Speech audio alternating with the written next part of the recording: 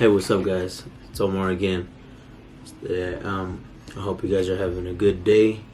It's Monday the 16th, and I know I haven't been posting much, but it's been harder here in El Paso because of all this whole COVID thing. So it's very limited things you can do. There was a trail this weekend, and I had my friend Gabriel come down. Big shout out to Gabriel for helping me out shoot this video because he brought his drone along. This video is not going to have much of me talking because it was very windy that day. Let me know what y'all think in the comments below or whatever. Let me know what you guys want to see. I'll try my best to get it to y'all. But it's lifestyle, don't ever forget that, alright? Hope y'all enjoy it. Have fun. Later.